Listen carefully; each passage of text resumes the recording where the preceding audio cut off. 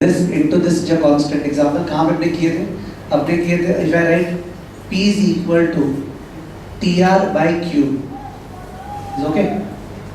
Price equal to total revenue by quantity, ठीक है ना? Because P into Q क्या होता है TR. And if I tell you the total revenue is what? Constant. Suppose तो P into Q is a constant. ये वाला case था rectangular hyperbola. When elasticity is equal to what? 1 at all points. मतलब neither the consumer is stronger nor the supplier is stronger. Supplier जितना से दाम बढ़ा रहा है उतना से डिमांड क्या हो रहा है? गिर रहा है. Supplier जितना से दाम बढ़ा रहा है डिमांड उतना से गिर रहा है और रेवेन्यू क्या हो जा रहा है? सेम. रिमेंबर आपने कर्व ड्रॉ किया ना? तो यहाँ पे भी ये होगा कि अपने जब AFC कर्व ड्रॉ करेंगे ना तो AFC curve would be rectangular hyperbola, ठीक है? बिकॉज AFC into Q वो जो रेक्टेंगल्स बनेगा ना उनका एरिया क्या रहेगा? सेम. तो इट्स अ रेक्टेंगुलर हाइपरबोला, ठीक है? तो आपने लिखा AFC equal to TFC by Q, उसके बाद ऐसे लिख लो therefore as Q rises TFC के ऊपर बार लगा दिया मैंने. TFC what? Constant. Therefore AFC what? AFC falls. As Q rises TFC is constant, therefore AFC falls, ठीक है? And the AFC curve is a rectangular hyperbola. And the AFC curve is a rectangular hyperbola. And the AFC curve is a rectangular hyperbola. ये quantity है, and this is cost. And I am drawing the AFC curve. This AFC curve. इस AFC curve पे we take this point. इस point पे we draw rectangle. Then we take this point, we draw rectangle. दोनों rectangles का area क्या है? Same. Because दोनों rectangles का एरिया तो TFC है. This is Q1 Q2 AFC1 AFC2. तो AFC1 into Q1 is equal to what? AFC2 into Q2 is equal to what? TFC. ठीक है? तो इट्स अ रेक्टेंगुलर हाइपरबोला. अब वो टिक करना चाहना इसके ऊपर तो इस तरह से टिक कर सकता है. बताना ट्रू या false. As quantity increases, okay, as quantity increases, AFC decreases at a decreasing rate. As quantity increases, production कर रहे हैं तो AFC decreases at a decreasing rate. As quantity increases, AFC कमती रेट से गिर रहा है. तो खुद ही देखना है वो कमती रेट से गिर रहा है कि ज्यादा रेट से गिर रहा है. जब राइट साइड पे जाते जा रहे हैं सेम रेट से तो स्ट्रेट लाइन होता है. If I draw straight line तब जाके वो स्ट्रेट रेट से गिर रहा है, कमती रेट से गिर रहा है. देख लो जब क्वांटिटी यहाँ से आगे बढ़ना चालू की तो the curve is falling steeply. Steep है ना यहाँ पे. तो उसके बाद जब और प्रोडक्शन ज्यादा बढ़ रहा है तो curve is falling what? Flatley.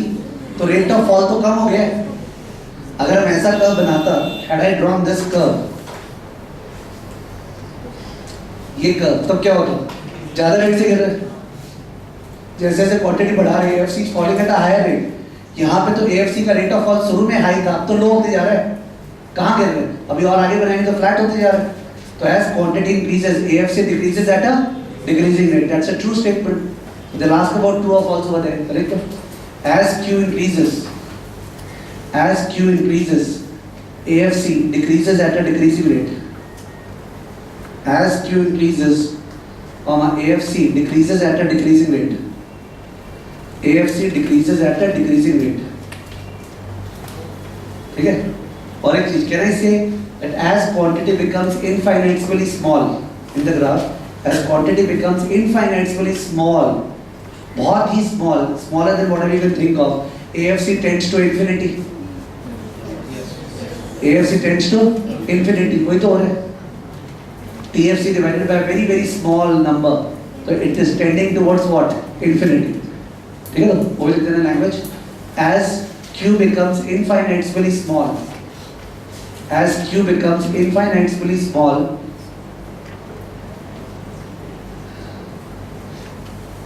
comma AFC tends to infinity. AFC tends to infinity.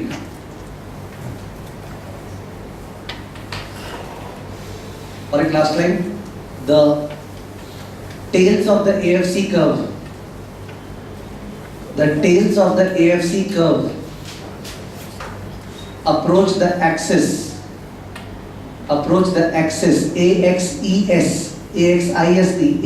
AXES plural, okay, AXES, approach the axis, language है asymptotically, ASSYMPTOTICALLY,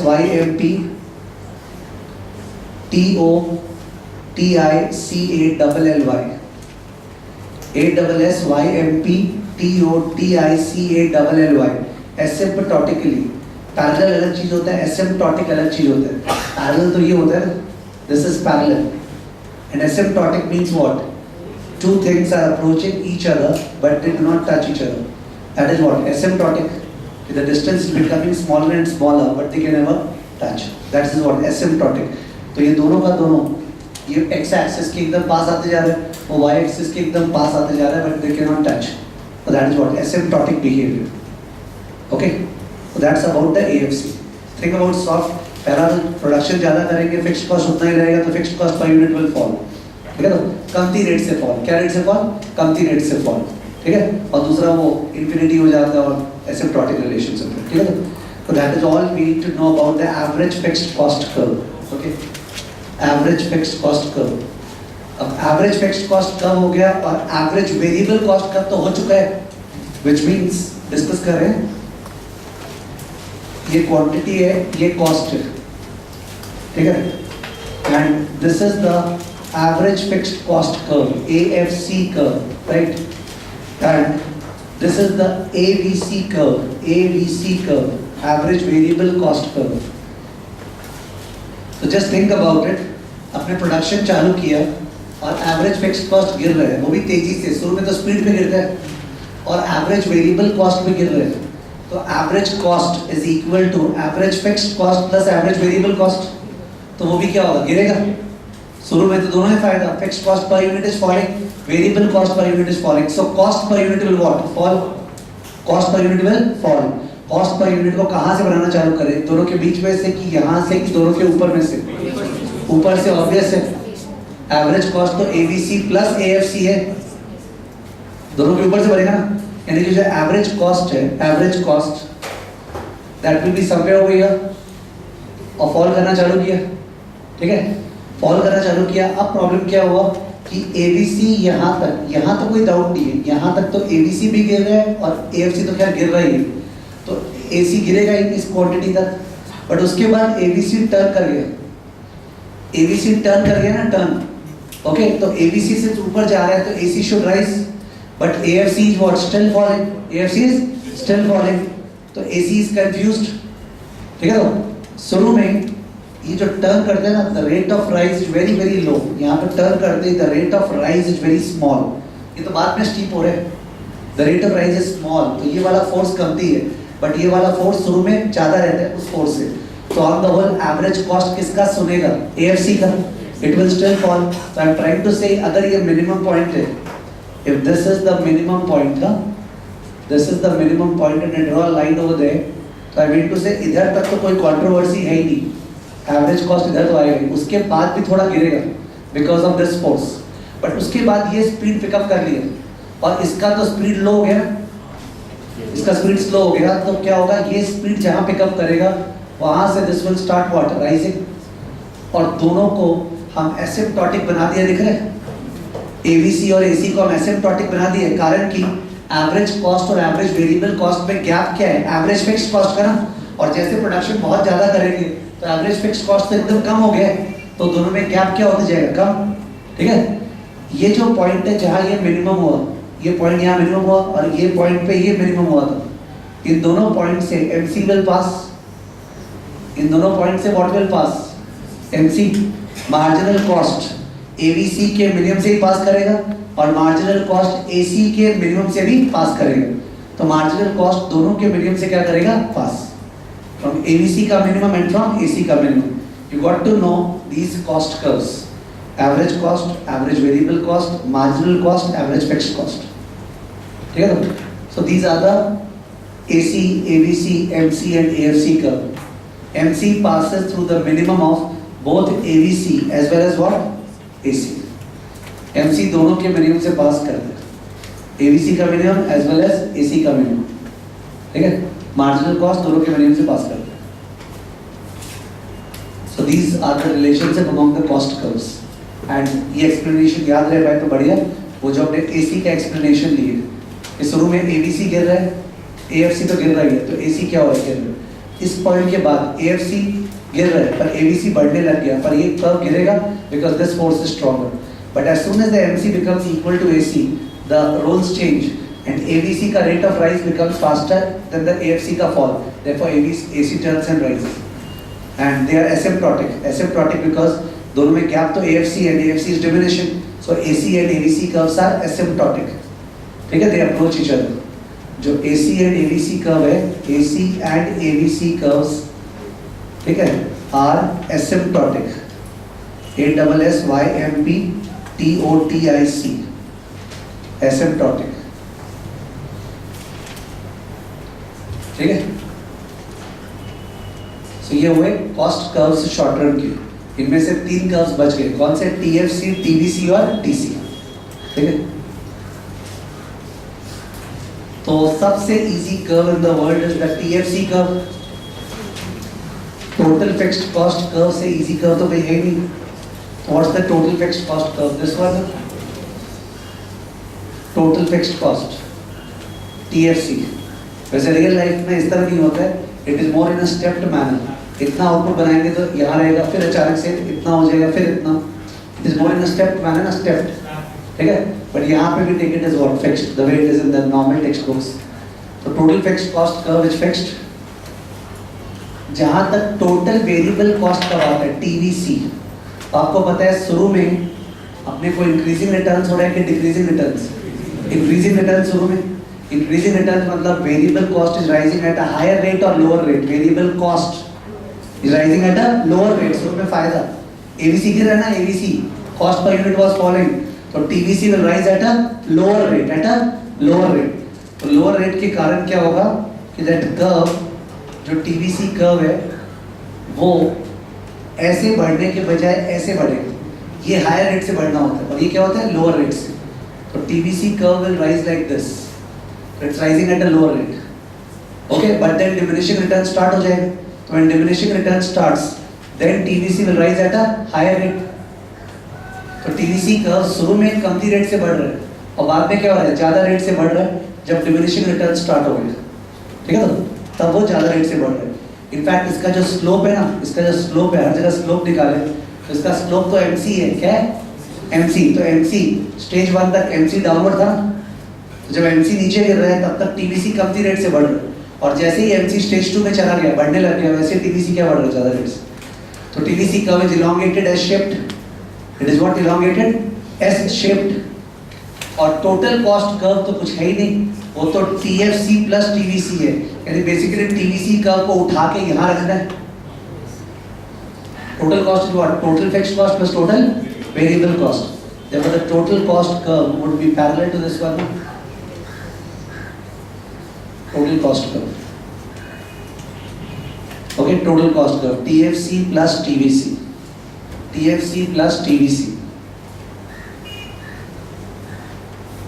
सबसे greatest drawback होता है when we give time to it and at the same time we do not gain examination wise। ये मेरे को बोलते जाना पड़ता है because you have to know the objective of this study। You should be able to correctly take the multiple choice। ठीक है?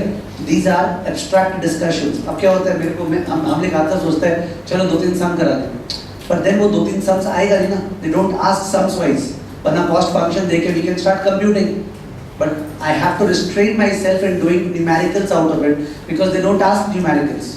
ठीक है? तो in that case the only way out is that one has to practice questions। ठीक है? whether स्क्वाइजर के chapter के पीछे है क्वेश्चन, सीढ़ी है क्वेश्चन, वो करना जरूरी है, वरना आप रीडिंग भी कर रहे हैं आपको बोरिंग लगेगा। ठीक है? और वही अगर क्वेश्चन अटेम्प्ट कर रहे हो, क्वेश्चन रॉन्ग हुआ, तब जाके इट बिकम्स इंटरेस्टिंग कि क्या लूप होल था, what was the, how are they asking question and I am getting it wrong. ठीक है? तो इमीडिएटली वो क्वेश्चन में शिफ्ट करना जरूरी है। ओके, सो ये हो गया अपना शॉर्ट रन कॉस्ट। तो short run cost is over. AC, ABC, AFC, MC, TC, TFC, TVC, these are the short run cost curves। उनका रिलेशनशिप के ऊपर they can ask some multiple choice questions। Now long run cost, long run cost,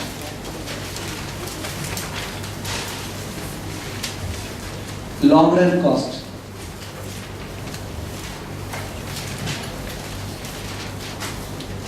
long run cost के लिए let's go story wise. I am looking at the life history of a firm. I am looking at the life history of a firm. तो एकदम beginning में जो firm है ना, वो market सर्वे किया था और मार्केट सर्वे करके उसको पता लगा कि people are demanding this much output. The firm conducted a market survey. It got to know that this is the output that public is demanding. So it wanted to produce this much. अब ये produce करने के लिए बहुत सारा plants था. There were number of plants it could have used. उनमें से वो कौन सा प्लांट यूज करेगा? वो प्लांट जिसमें average cost, that is cost per unit is what? Minimum. Cost per unit is minimum. तो फर्म क्या किया? वो वाला प्लांट यूज किया. तो वो वाला प्लांट ये वाला प्लांट है. Okay, this is that plant. तो इस प्लांट पे the firm operated at this point ना. The firm operated at this point on the plant. Okay, one could think that sir this point is better, isn't it? This point is better, you can see na. But the thing is that if I want to operate at this point, I will have to produce how much, higher or lower? Higher. But then market में demand नहीं है ना. तो मेरे को Q1 output बनाना था. ये मेरे को बेस्ट प्लांट मिला. Of course कोई बहुत ज़्यादा ध्यान दे तो उसको ये भी समझ में आएगा, sir why did the firm search for a plant? वो प्लांट जिसका मिनिमम पॉइंट Q1 से इंटरसेक्ट कर रहा है. तो just to satisfy the desire firm को वो वाला प्लांट भी मिला. सपोज फर्म को वो प्लांट मिला पर वो वाला प्लांट ये था, दिस वाज द प्लांट. तो कौन से प्लांट पे जाना चाहिए? ब्लू वाले पे कि रेड वाले पे? रेड वाले पे, ठीक है ना. बिकॉज अल्टीमेटली तो अपने को कॉस्ट पर यूनिट चाहिए ना. ठीक है, तो कॉस्ट पर यूनिट